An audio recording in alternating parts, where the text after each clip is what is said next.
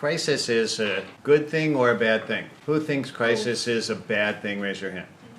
Who thinks crisis is a good thing? Raise your hand. Who thinks crisis is neither good nor bad? Raise your hand. And who never raises their hand to any question? Raise your hand. No, wait, those students can't raise their hand to that question either, right? Okay, so yeah, we had difference of opinion, some good, some bad, some neither good nor bad. What is a crisis? Let's try to define. What does the word crisis mean? A dire situation. A dire situation. Dire situation. But dire is a bad thing, right? I mean, dire means in danger, right? But the situation decides if it's danger or not. But interesting, because I saw you raise your hand, crisis is a good thing, right? But defining as dire, which is dire usually very negative. So I get what you're saying, but what do you think accounts for that discrepancy? If a crisis is a dire situation, so dire means very bad. But you raised your hand that crisis was a good thing. So no, it's okay. Actually, this is the point I'm going to make later. But, right, so crisis is a little slippery, a little tricky, right? What is it about crisis that makes it so difficult to define? Yeah. I would feel it's a situation that it's really unexpected and you don't prepare for it and it just come to you. So crisis is a situation characterized by uncertainty, right? So we got some direness, some uncertainty. What else? Yeah. You learn as you go. So situation where you might learn as you go. But so these are all good, I think, observation about crisis. But can we get to definition? How about a definition? Yeah. It's okay. You can just say it. Yeah, I think crisis is a challenging situation where it's just a challenging situation depending on the context. It could be like for a company, it could be like a country. So challenging situation. So how is it different from other challenging situations? I agree that it's often challenging, but how is it different from other challenging situations? You're going to hear me use that a lot. Yeah. I think in crisis you have to finish it quickly because it's very urgent rather than other challenging situations. So there's a time element in crisis, right? Okay. I'll give you my definition. Crisis is a situation that either will very soon, usually either now or very soon, reach a critical turning point. Crisis is a situation characterized by uncertainty and duality. What we know about crisis situation is it's not going to remain stable. Crisis is a situation that is in crisis is going to get either much better or much worse very soon and very fast. Right? So that's what crisis, and actually, if you think about you've heard the word critical, right? Crisis and critical both come from the same root, which highlights the dual nature of crisis situation. And if you remember when we were 2020, all living through this pandemic crisis, the world was very different from the way it was before and the way it is now, where we constantly thinking, when is this going to end? Is this going to get much better, much worse, sooner or later? And you think most situations, relatively stable, but crisis situation, it's going to go like this or like this in the not too distant future. And we can see this same duality captured in the Chinese character. The Chinese character has two sub-characters, which if we translate individually might mean what? Somebody said already. One, danger. And what about the other one? Opportunity. Danger and opportunity. And again, we see the duality captured in this character. How could we relate these two? We could say, in every situation of danger, there is opportunity. Or we could say, in order to reach opportunity, we need to pass through danger. But in either way, we see danger and opportunity as two sides of the same coin. We can't separate them. They're inextricably intertwined. Now, if we think about danger and opportunity, those two words, and we try to think of an analog in finance, like in financial term, what does it remind you of any financial concept? Like danger and opportunity sounds a lot like what really basic finance concept? Danger, opportunity, like danger sounds like what? Risk, right? So, okay, let's say risk and Reward or, more specifically, return, right? Danger and opportunity sounds a lot like risk and return. What is the relationship between risk and return? How are risk and return related? No risk, no return. Low risk, low return. And what's the inverse of that? Higher risk, higher return. High risk, high return. Okay, I want everybody to say that again with me. We're going to say it together. High risk, high return. Ready? Okay, say high risk, high return. Okay, we're done. I'm leaving. Because that's our lesson for tonight. Actually, our lesson for tonight is high risk, high return, low risk, low return. And not only is that our lesson for tonight, that's the whole reason for our course. That's the most important lesson we're going to learn in the course. And we're going to learn, what does that really mean? Everybody's heard this expression before, right? I think everybody heard high risk, high return, low risk, low return. And do you feel like you generally understand what it means? No. Yeah, I think most people have no idea what this means. Or let me put it this way. I think most people totally misunderstand what this means. Either they totally misunderstand what it means, or they understand what it means, but they act in the opposite way they would if they really understood what it meant. And in fact, I think that this discrepancy, right, between what people think it means and what it really means, and their misunderstanding of it, is the most important problem that people face in their lives. And not just in financial life, but in the whole overarching narrative of their life, where they are unable to achieve the meaningful results that they want. So I'm going to talk about that tonight, because I think this is most important mindset issue relating to high-tech, high-growth entrepreneurship or scalable entrepreneurship, and also venture capital, that we're going to learn about in class. So once you have a better once you really understand what this means, if you can apply the real meaning in your life, it's going to make a huge difference. Okay, so with that build up, we'll go next point. So low risk, low return. What does it mean? I'm going to say it means this. Who knows about if-then logical propositions? So I say, if I make a if-then logical proposition in the form of if X, then Y. Okay, if X, then Y. So what does that mean? Let's say we want to determine if that statement is true. So if I say if X, then Y, that means for every Y, X must be true, right? Both must be true in order for the whole statement to be true. So let's say if I say, if I take low risk, then I will receive low return. In order for that statement to be true, it has to be true 100% of the time, meaning there's no counter case. There's no case where that's not true. So who agrees? If I take low risk, then I will receive low return 100% of the time. Who thinks that's true? Who thinks it's false? Raise your hand. Okay, it's definitely true. That's why I say nobody really understands what this means. And I'm going to prove that it's true in the next 5 minutes.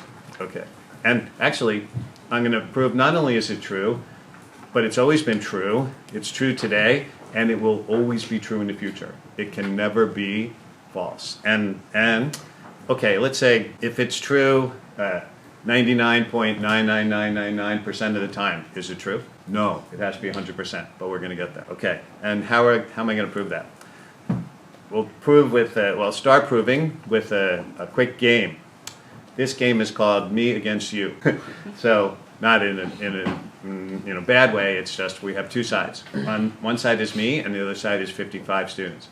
So, I'm going to claim that there are no examples that violate that if-then statement. Meaning, if it was to be not true, there should be some investment, some low-risk investment that yields other than low return, right? If you can find one of those, then my statement is false. So if any student can find any counterexample, any falsification of my statement, then you win. If none of 55 students can find any example, I win. Fair or not fair? Not fair, 55 against 1, right? But it's okay, don't worry, I'm happy with the odds. So, okay, so a few ground rules. First ground rule, your example must have a return that's higher than low. It can't be negative or lower than low because that's contrary to the game that we're trying to play. Second rule, your investment has to be a real, pure financial investment. I mean, it can't be anything that has other than a financial return because we're looking just at strict financial returns. So you can't, example, you can't say my NUS education is low risk, high return, right? I mean, I think that it probably is, but we can't measure it. It's an opinion, right? It's not a financial investment. Third rule, the investment must be legal with a L, not illegal with an I. Because why? One, we shouldn't make illegal investment. Two, illegal investments come with additional risk beyond financial risk. They come with legal risk that weighs on the return, right? You could end up in prison or worse. Okay. Fourth rule, it can't be a one-time opportunity. It can't be an investment that just happens because, for example, you have some material non-public information, but you have no fiduciary duty to any of the parties, so you can make what would have been an inside trade and profit from that. But that opportunity is only one time. It has to be a repeatable investment. And last rule, it has to be an investment that's accessible to any investor, not just government, not just investors with $1 billion, right? It has to be accessible to any investor. So just 5 simple constraints. Okay, ready? It's 7:37. So we'll play you'll have till, and some guideline also. For questions that I ask in class, you can't use ChatGPT or DeepSeek to get the answers. For your assignments outside of class time, you can use AI, to do your work according to any, university rules. So no restrictions there. As long as you adhere to university rules. But the goal of asking questions in class is for you to still use your brain, not your searching, because then defeats the purpose. Then I'm not playing against you, but I'm playing against ChatGPT, which is not fair. Okay. So anyway, now 5 minutes. You can talk to each other though. You can do in groups or whatever. And if you don't have to wait 5 minutes. If you have an answer before 5 minutes, you can go. Okay, 5 minutes, start now. And you had one, right? You were going to say goal too? No, No. it's not goal. Okay. But our group thing it's lottery. Lottery ticket. Okay, I'm so glad that you brought up lottery ticket. So lottery ticket, 4D ticket in Singapore costs how much? Never buy before. Yeah, nobody should know, right? Because it means you're buying 4D. Very low, like $1. So let's say $1. And then what's the jackpot? 2 million, let's say 1 million. Okay. So I wager, I buy a $1 lottery ticket and I win 1 million. Isn't that low risk, high return? It's not. It's not at all. We're conflating two things. We're conflating the amount risked with the level of risk. The amount risked is low, right? We're risking $1.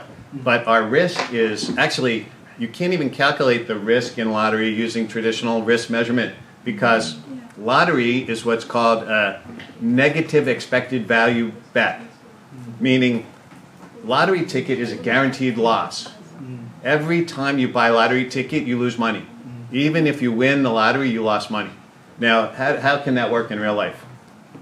Okay, let's say that we flip a fair coin.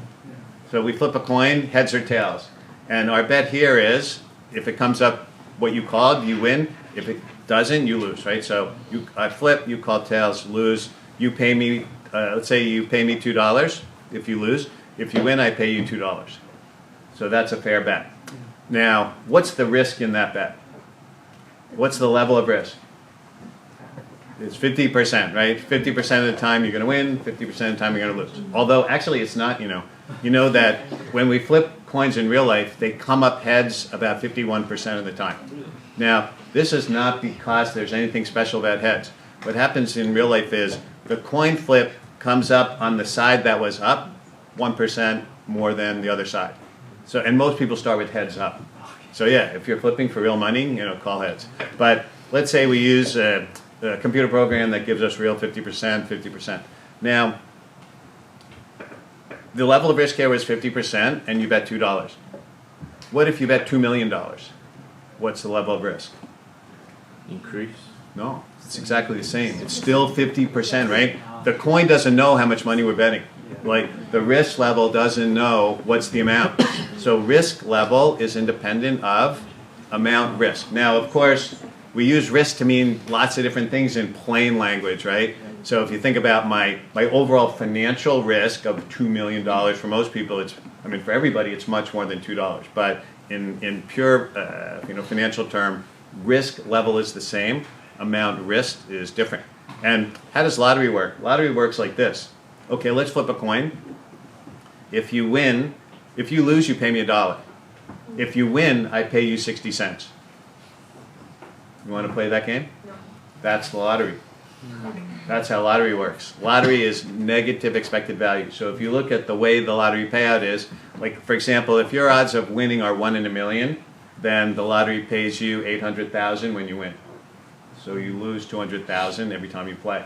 And who runs the lottery in Singapore? In most countries? Government. And why does government run the lottery? It's additional tax. And because they know they're guaranteed to win, right? Because it's negative expected value bet for the players. And what happens in Singapore if you try to run your own lottery?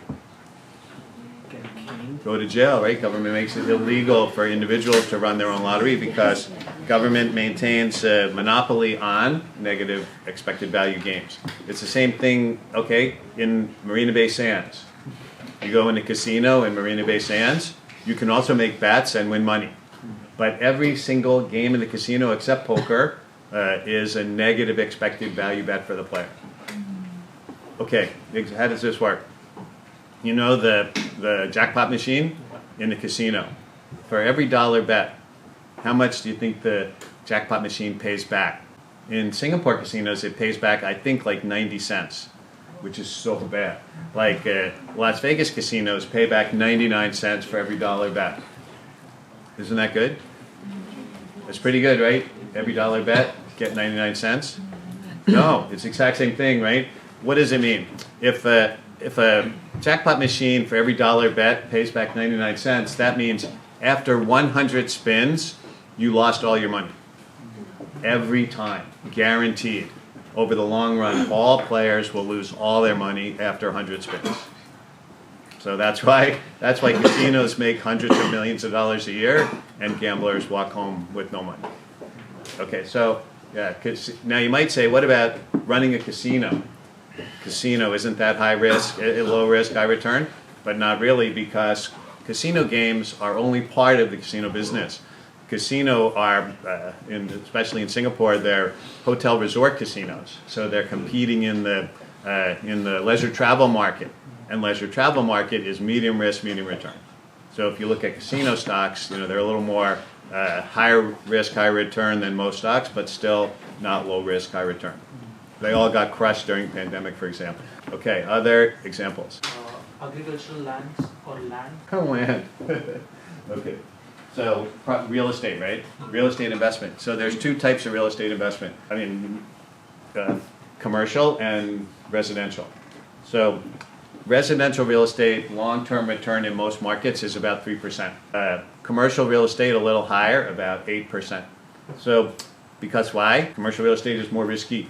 So if you look at, for example, Vietnam property market was commercial property market was booming there for almost 5 years, and then 2 years ago went to zero. So pretty much all of the major real estate commercial real estate developers in Vietnam are either bankrupt or almost bankrupt. We saw the same thing in China in residential real estate, right? There was a huge market boom in China for residential real estate over many years. Last few years, it's been total downturn. So what is it? Real estate, basically, I think real estate is pretty much high risk, low to medium return. But yeah, we love real estate in Singapore because we have had artificial real estate boom for many years, but even now we start to see, that's starting to taper off now. What about funds like SP 500? So S&P 500, S&P 500 or investing in broad-based equity index funds, it's a great example of higher risk, higher return investment. So I think the let's say medium high to medium high risk investment, I think that this is the best way to play stock market. So it's the, let's say, risk optimized method of playing stock market. But S&P 500, depending again on when you're in and out, right? Over the long run, S&P 500 over the last 100 years has gone up about 8 to 12% a year. So I think this is a very good long-term investment. But the reason it has such good long-term results is because it has a lot of short-term volatility. Some years, S&P 500 is down 50%. So that's not low risk, right? So the reason the S&P 500 index funds can deliver good long-term results is because they pay you for the volatility that they get over short term. So for example, if you have to sell at certain points, you can lose everything in S&P 500. So S&P 500, I think good addition to your portfolio, but still medium high risk to medium high return. But odds of the stock crashing, it's considered low, right? So why is it medium high risk? Say again. Because the odds of it crashing is quite low compared to the standard Mm. investment. It's not low. Oh, I mean, if you look at the volatility in S&P 500 index, volatility is relatively high. So, I mean, the odds of like a massive downturn, like a stock market crash, are low. But even in normal years, you can see up 25%, down 25%. Now we've had some really good run of stock market in the last 5 years, but if you look at long-term results in stock market, volatility is high. but does that make the risk itself a very contextual thing? No. So this is a good point. What is risk? Financial risk is volatility of return. That's what financial risk means. Okay, let's say I have you know what volatility means, right? So, okay, let's say we graph the return of an investment, and it looks like this over time. So this is return on the y-axis, and time is on the x-axis. So the return is like this, meaning it's the same return over time, every year. That has zero volatility, right? It's totally not risky. This is like Singapore government bond, right? Or U.S. Treasury bond. Like almost never moves, and if it moves tiny bit. So S&P 500 index goes like this. It goes like this, but okay, sorry. More technically, it goes like this, but up, right? But as it moves up, it has huge volatility swings. That's what we call risk. That's what financial risk is. Because that means that at any particular point in time, you can either make or lose a lot of money. So either an investment with low risk means over time there's very little risk that you're going to lose a lot of money. With a volatile investment, there's reasonable risk that you're going to lose a lot of money. Still no winner, right? And there's not going to be a winner because why? That's a claim I made at the beginning. There can never be low risk, high return investment. Now let me explain why. How many of us have found $100 bill in the street or equivalent in another currency? Nobody. How many of us have found or see small coins in the street? Everybody. Everybody sees small coins in the street and nobody sees $100 bills in the street. But I lost 100 $100. You lost, yeah. Yeah. And you couldn't get it back, right? Yeah. Okay, so somebody found it, right? Yeah. Yeah. So, okay, but that's a good point. That was my next point. Why does nobody ever find $100 bills in the street? There's someone found it. Yeah, because it's not because supply is zero. There is a non-zero supply of $100 bills in the street, like hers. Her $100 bill was in the street. So the next question we have to ask is, if $100 bills do appear in the street from time to time, how come you never found one? Still, but how come you never found one? The chance is too low. Why? It's more than that. It's what you just said. You never found one because on the rare occasions when $100 bills do appear in the street, like you lose, somebody else always finds it first, not you. That's the reality. $100 bills in the street disappear very quickly because why? Find a $100 bill in the street is low risk, high return opportunity. I didn't do anything. I didn't risk anything except maybe tripping because I was looking down when I was walking. but I picked up $100 and no risk.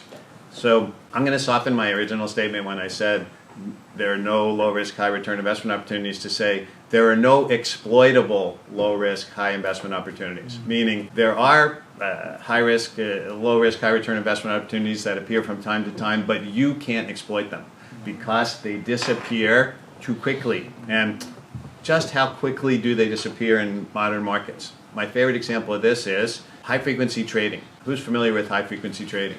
So high-frequency trading is a trading strategy used mainly by hedge funds, for example, U.S. hedge funds, where they employ super fast computers doing algorithmic program trading, looking for opportunities to exploit, for example, pricing anomalies in certain markets.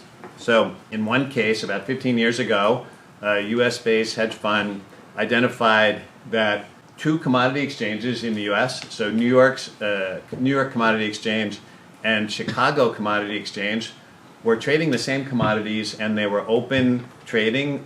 There was overlap in their trading hours. So at certain points, the exact same commodity would be being sold and bought on two different exchanges at two different prices. So you could buy on one exchange at the low price and then sell on the other exchange at the high price and capture, we call this price arbitrage, right? The exact same thing selling at two different prices. So we just buy and sell. And if we can do that instantaneously, it's low risk, high return investment opportunity. The only risk is what? After we buy and before we sell, the price moves against us. So that's the risk because those prices change all the time. So how long do you think these price discrepancies persisted? So when one of these commodities was trading at a different price on the two exchanges, for how long were their prices out of sync? So you might think microsecond, which is what? 1/1,000,000th of a second, right? It was shorter than that. What's shorter than microsecond? So you might think nanosecond, which is short, which is what? No, I mean nanosecond is what? 1 billionth. 1 to -7 or something? Yeah. Shorter than nanosecond. What's shorter than nanosecond? Picosecond. So yeah, picosecond. These pricing anomalies persisted for picoseconds. And picoseconds are literally an unimaginably short period of time. Because why? Because the thoughts in your brain travel more slowly than picosecond. You can't even, there's no way to even visualize a picosecond. And in order to exploit these arbitrage opportunities, the hedge fund couldn't use internet because internet is too slow. They couldn't even use a dedicated T1 line because dedicated T1 line is too slow. They had to lay their own fiber optic cable in between New York and Chicago. Is 2,000 kilometers. So they laid their own fiber optic cable 2,000 kilometers between two locations. And not only did they lay their own cable, but they tried to lay it as straight as possible because even if the cable like bent around something, it introduced a lag in the speed. So they would have to buy all the land in a straight line for 2,000 kilometers, and then on either end of the cable, they wouldn't put their super fast computers in any data center. They put them in the same data center as the exchange computers, and they would try to get them not just in the same data center, but in the same rack, because being a few racks away would introduce some lag. So that's how fast low-risk, high-return investment opportunities disappear in today's market. Now, why can these opportunities not persist and never persist in the future? For that, we have to think about what is a return? Like, what enforces? So I made the case that these opportunities, for all practical intents and purposes, they never appear, and when they do appear, they're corrected out by markets almost instantaneously. But why does that happen? What enforces that relationship? Now, to understand what enforces that relationship, now we need to drill down on what is a return. So we know what risk is, right? Risk is the volatility of return, or variance of return. But what is return? Something that you get after you put out something. So what's a financial return? Financial return would be Revenue. the value of the money. So usually financial. These are a good idea, but more specifically, like Usually financial return is a profit that gets paid to an investor after they make an investment, right? So the investor, in every investment transaction, there will be two parties. There will be the investor and the investee. The investor will give money, the investor will move money to the investee, and then the investee does what? The investee pays the investor a return. So from the investor perspective, the return is a profit, or it may or may not be a profit depending on what type of return, but it's an incoming cash flow, right? It's income, let's say income. What is the return from the perspective of the investee? So if the return is incoming cash flow for the investor, for the investee it's what? Okay, let me ask you another question. Where does money come from? There's only three sources of money. Okay, if we want money, can we go out in the backyard and shake the money tree and money falls out? No. We wish, right? But that doesn't happen. So where do we get money from? Government. Only three ways to get money. Government, customer, So one way is we business. exchange it for goods or services, right? We can get money that way. Or we can rent money. We borrow it from the bank or usually from bank, and then we pay it back with interest. Or we can buy money, meaning we get equity investment. So three ways to get money. So from the perspective of the investee company, when I get investment, what is that money? It's a cost, right? For the investor, it's incoming cash. For the investee, it's outgoing cash. So it's a cost. Whoever is paying the return is incurring a cost. The investor is incurring a return, right? But from the investee perspective, it's not a return, it's an outgoing expense. Okay, so then if we think about that, that means that the level of return is a price. Now just hold that thought for a minute. Have you ever gone into a shop where you wanted to buy something and you were able to negotiate the price? So let's say you decide, I want to buy a new handbag. And you go into the shop that sells handbag, and the price is marked. The price is marked $5,000. It's luxury handbag. But there's another sign that says, or the owner and you know that it's negotiable. We can negotiate. The price is $5,000 mark, but we can negotiate. Okay.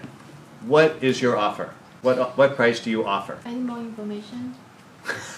Just you want the bag. It's marked 5,000, but you don't want to spend 5,000. So you offer what? You start from 50% of the value, then you go up. So maybe you say 2,500. Yeah. Maybe you offer 2,500. Maybe you offer 3,000. Maybe you offer 4,000, right? But do you ever offer 6,000?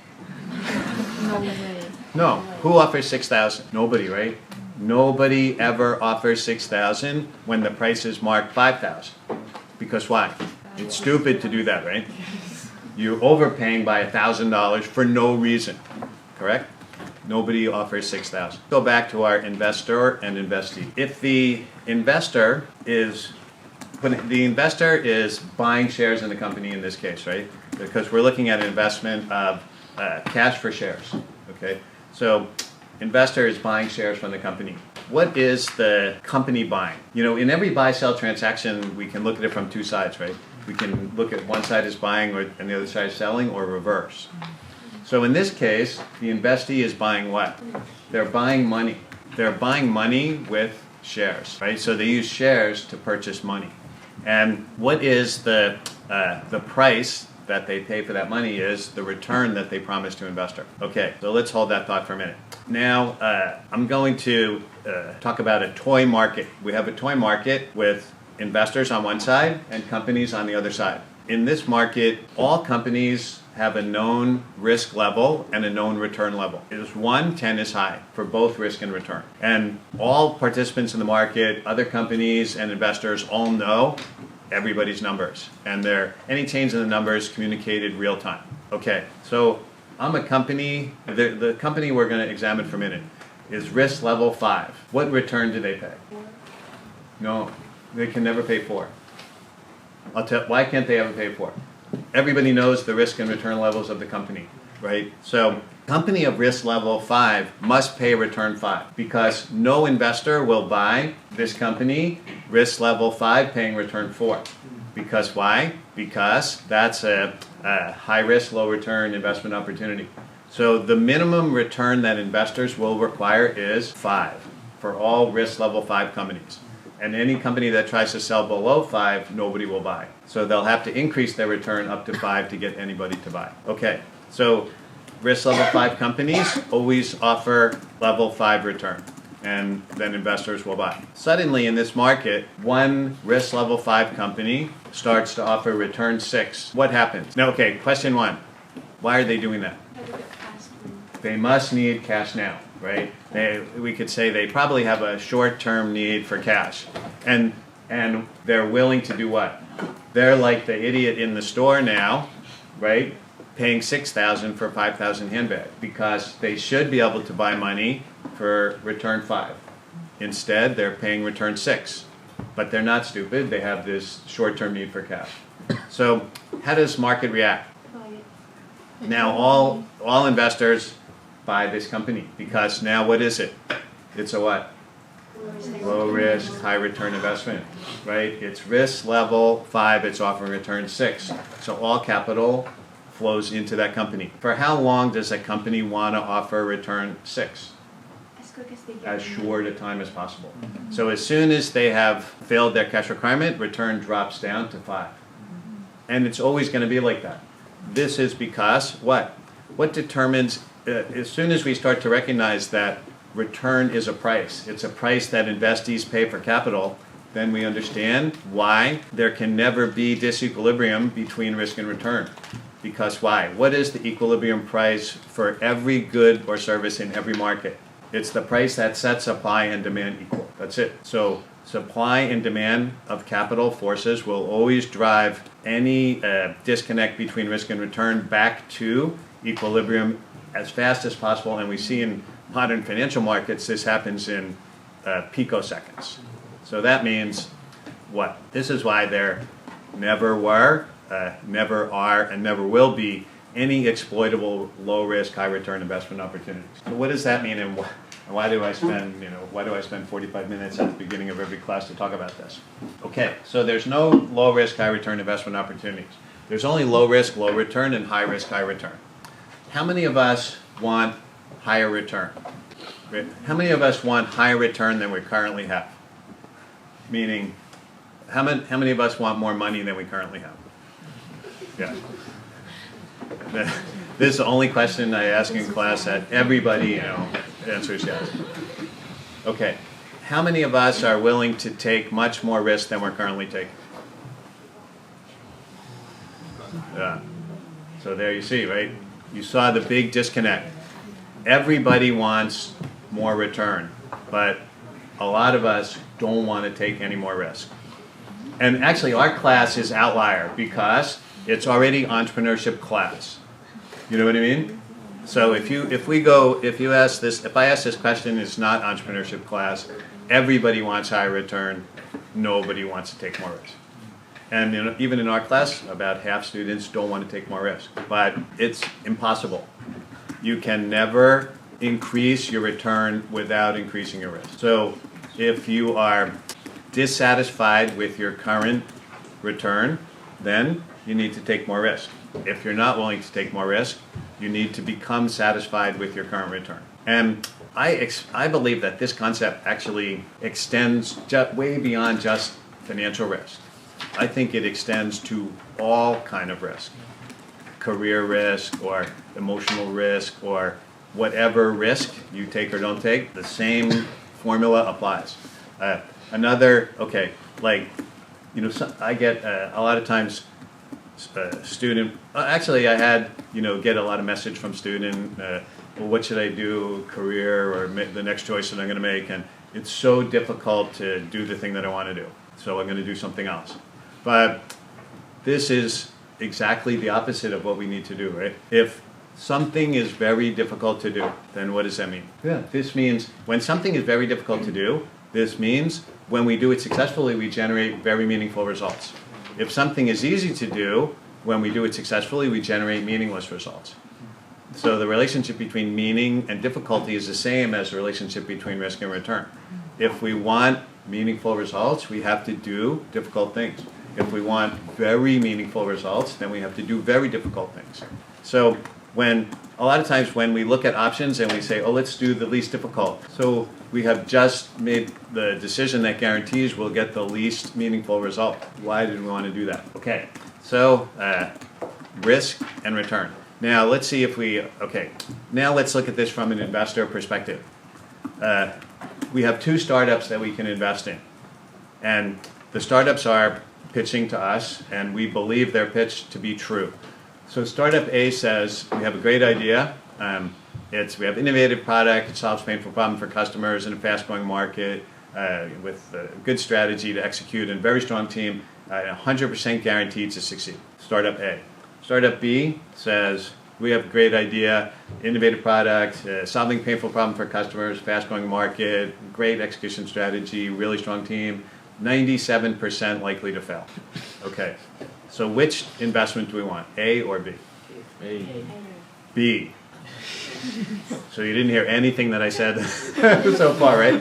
No, this is what I mean. Like, you heard what I said, but it's really hard to internalize because our intuition is A, right? 100% guaranteed to succeed, but no, we never want that. Why? 100% guaranteed to succeed means risk of failure is what? Risk is what? Zero. So return when we succeed will be? Zero. 97% likely to fail means risk of success is? Risk of failure is very, very high. So when we succeed, return will be very, very high. So we only want B. And in fact, this is very, and I didn't make up this 3% number. Later, you'll see where this 3% number comes from. It's a real number from our business. It's more, even more important for you. The goal in our class, each student, in lesson 3, so 2 weeks from tonight, each student will be presenting their idea for a scalable, investable business. And that scalable, investable business better have 97% probability of failing. And if it doesn't, then it's not going to be one of the ideas that we choose to develop in class. Now later I'm going to explain, what's our definition of failure and why is that important. But something to start thinking about. I know everybody absorbed that through speed learning. This is what we just talked about. Risk and return are, I would say, perfectly positively correlated. And we can't increase our return without taking more risk. So how does it link to entrepreneurship? What is an entrepreneur? So there are only two types of entrepreneur. There are entrepreneurs that start small business, and this is 99.999% of entrepreneurs in the world. They start a small business which is designed to grow slowly over a long period of time, not fail, and become profitable as quickly as possible and generate returns for the owners. So this is a great thing to do, and I totally respect that. It's not in scope for our class. In our class, we're focusing only on second type of entrepreneur, which is an entrepreneur who creates a scalable business. And scalable business is also called enterprise. So if you think about entrepreneur and enterprise, this goes back to the roots of entrepreneurship, which originally focused on entrepreneurs trying to build enterprises rather than just small businesses. What's the difference between enterprise and a business? Degree of scale, scope, and risk. And that's what we're going to focus on in our class. Creating a company that is, we call these usually startup, but I call generally scalable business to make sure we're understanding what makes a startup different from every other type of company. So a scalable business is not designed to grow slowly over a long period of time. And this is another duality. Scalable business is designed to do one of two things: grow big, fast, or die. Grow big, fast, or die. So if you think about the SME, small business, it's supposed to look like this, right? Startup looks like this, or like that. And actually, if our startup is going to die, should it die faster or slower? Faster. Die fast. It's okay. Yeah. Later we'll talk a little bit more about that. So, grow big fast. So we want to create a scalable business. That means we want to come up with an idea for and build a company that will grow big fast. I have two very vague terms in there. big and fast. Let's put some numbers around those again to help you begin your ideation exercise for presentation in week 3. So grow big. What's a big company? How are we going to define big? Along what dimension should we measure companies to say how big they are, to define their size? Staff. Hmm? Staff. The number of staff. Number of staff. So which is a bigger company? A company with 2 million employees or a company with 200,000 employees? Oh, okay. No, but it's not a bad idea, right? But we're each I of realize it's wrong because some factory they got more. yeah, it's I'm going to say wrong, but it's not ideal, right? So what would be another dimension along which we could measure? Revenue. So which is a bigger company? Company with $1 million in revenue or 0? Actually, we don't know, right? Like, let's say the $1 million company is a local restaurant chain, and the 0 revenue company is a drug development startup that's raised $300 million to develop a new cancer treatment, and has passed through 3 stages of clinical trial and is about to sell for $500 million. So clearly, that 0, in that case, 0 revenue company is bigger. So okay. So what else? Market size. Market value.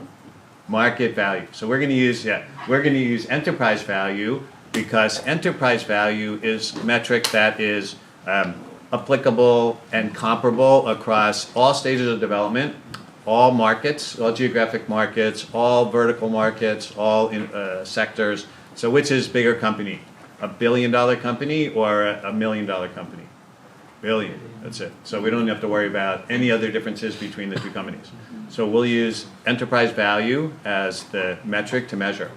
So what is the threshold? Like, what's the floor for enterprise value defined as big? We want to grow our company big. What enterprise value do we need to reach? The rankings and barriers the enterprise have. What's that? The rankings in its own field and the barrier it has. Oh, but let's pick a number first. Here, that's a good point, but I want to get a target first. What's our target enterprise value to define our company has reached big status? 100 million. 100 million. I used to use 100 million. When I first started teaching the course, I used 100 million. Now I use 400 million. Inflation.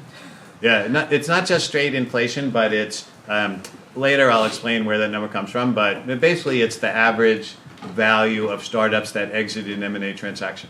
In 2024, it was $400 million. So we're going to target $400 million as our threshold enterprise value for our scalable business. So if our scalable business reaches 400 million in value, we succeeded. We're big. Now, of course, what if we get 395? No matter what number we pick, there's always some variation. But just for our mindset, 400 million, not 40 million, not 4 million. But the good news is, you notice what I didn't say, right? I didn't say 1 billion. Unicorn. I'm a big seller on unicorn. Concept of unicorn. I think unicorn, it's way overvalued. Not overvalued like the companies, but I think somehow a lot of people in the business, and especially not in the business, feel like we have to reach 1 billion to be successful. I don't think it's true. I think if we reach 400 million, we're already successful. Okay, so we're going to target 400 million as our threshold enterprise value. That was big. What about fast? We need to grow from current valuation, which is less than 5 million in most cases, to 400 million over what period of time in order to be considered growing fast? 5 years. Yeah, I'm going to use 5 years. So we'll say our goal, create a $400 million company within 5 years. Possible? Yes. Not only possible, several thousand people do that every year worldwide. Okay. Hopefully in the next 5 years, it'll be somebody from our class. Actually, how many people in our class will do that in the next 5 years? Everybody, oh, okay, but let's look at it this way. What if everybody in our class, so let's say all students in our class decided as soon as the class is over, they're going to take what they learned in our class and they're going to attempt to create a $400 million company over the next 5 years, and they're going to dedicate the next 5 years to do that. Not saying that's what's going to happen, just thought experiment. If everybody did that, how many would achieve it statistically? What?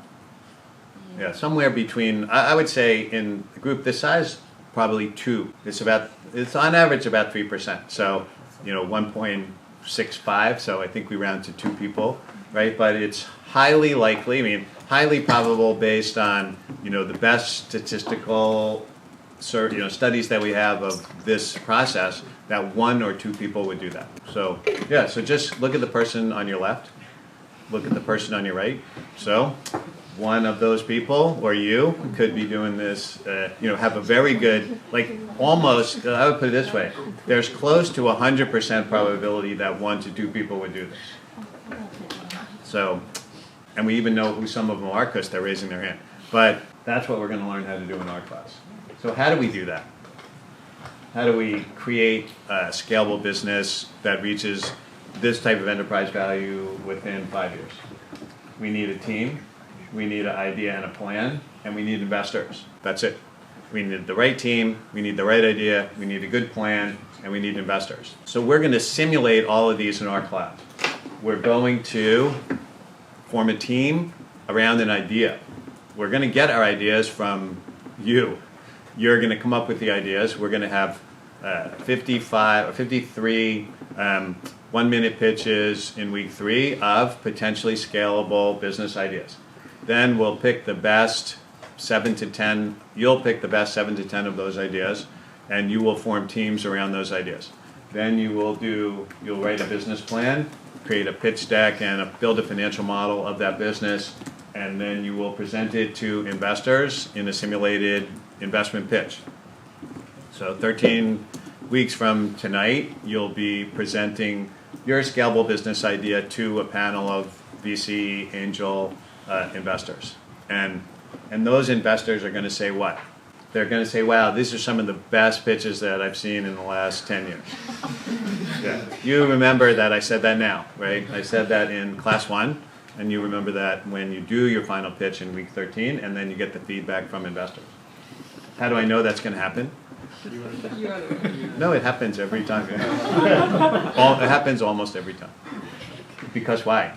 Good students. Okay, so what are qualities that make successful entrepreneurs? These are qualities that are, this is like, from the autopsy, this is like looking back at successful entrepreneurs, what were some of the qualities that they shared, and we see this range of qualities.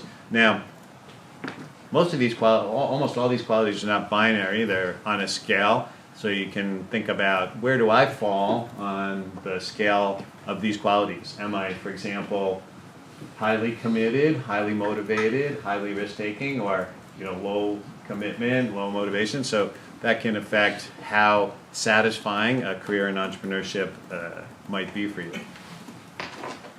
And entrepreneurship is, especially the high-growth, high-tech entrepreneurship that we learn about in class. It is one of the rare opportunities to pursue a career where you can achieve tremendous degree of personal satisfaction while changing the world in a positive way and actually driving economic growth in your country, if that's important to you. The actually fundamental growth engine in pretty much all of the most successful economies in the world today is high growth, high tech entrepreneurship. The 5 most valuable companies in the world right now, they're all US companies, and they're all companies that began as startups, and they're all companies that have driven the growth of US economy. Same thing in Singapore. We know that, we haven't had that many successful startups yet, but we know that Singapore government has been investing heavily in startup and venture capital since I arrived in 2000. And why have they done that? Because they recognize that the economic growth of the future is driven by high-tech, high-growth startups. And you can be a part of that. But at a personal level, I think it's a great exercise to think about what type of life do you want to have? And consider, okay, now you're all young and have your whole life in front of you. At some point, you're going to be old and looking back over the life that you just lived. So imagine you're in that situation now. It's 80 years in the future and you're 100 years old. Because improvement in medicine and life extension, you were a really healthy life, and hopefully you're happy, happy and healthy, but you're looking back on the life that you lived. And say you're evaluating your life on whatever dimensions are important to you, whatever you needed, whatever you wanted to accomplish in your life, whatever you felt was satisfying to do in your life. It doesn't have to be about money. That could be one part of it, but whatever you wanted to accomplish. So let's say, looking back at the end of your life, how would you feel satisfied if you felt like I lived a below average life? No. I mean, is that anybody's goal? No, it's nobody's goal. Nobody wants to be there, right? How about I lived just at the 50th percentile? I was 50th percentile life. Only just at the mean. Half of the world had a better life than me and half had worse. Satisfied or not?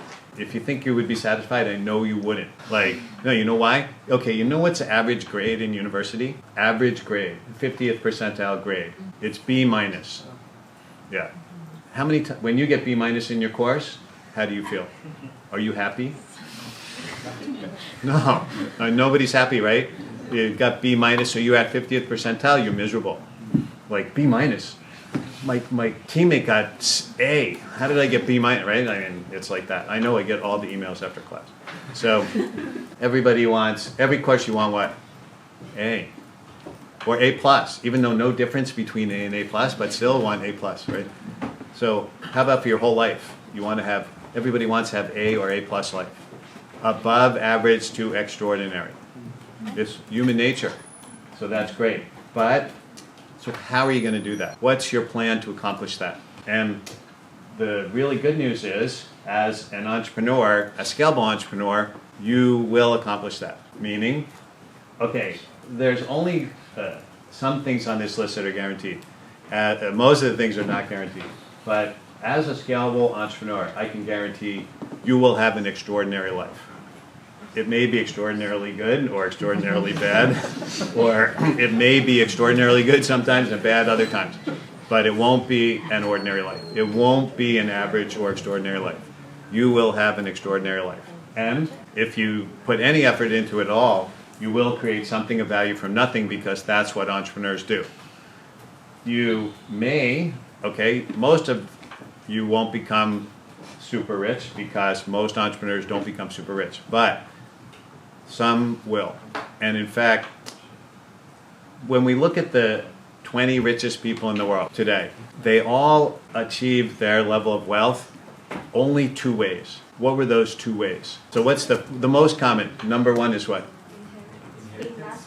No, nobody got to investment. No. The only people that got to investment were special subcategory investors. I'll talk about it in a minute. But everybody achieved it the same way. So more than 70% achieve only one way. Entrepreneurs. They're all entrepreneurs. They're all entrepreneurs that started successful business. And the only investors on that list are the ones that started their own investment company, like Warren Buffett. Just ordinary investor, they're not in top 20. And the rest who weren't entrepreneurs, they are children of entrepreneurs. That's it, inheritance, yeah. Children, but most are not children. Most are entrepreneurs and children of entrepreneurs. And that's it. That's how people become fabulously wealthy.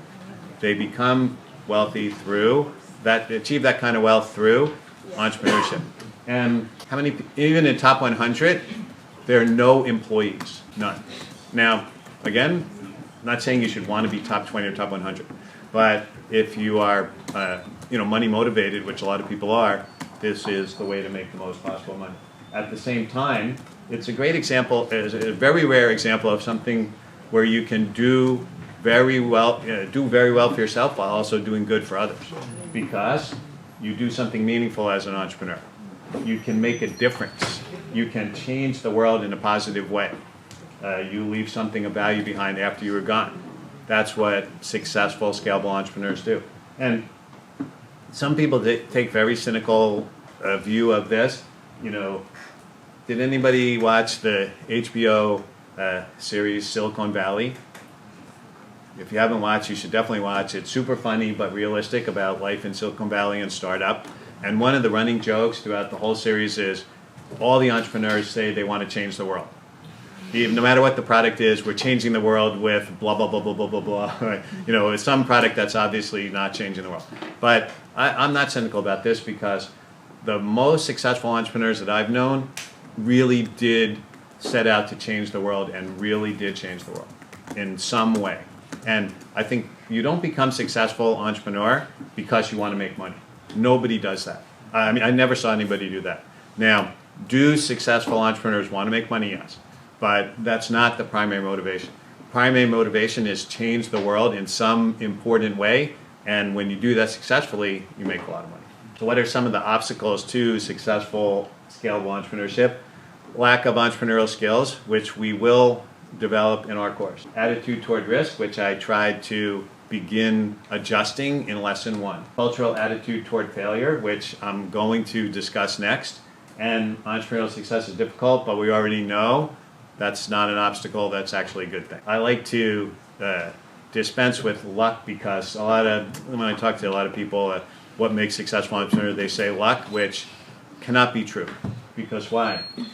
Luck, by definition, is random. If an event is not random, it's not luck. If it was predetermined, you know, if it's determined by action, then it's not luck. Random events are normally distributed.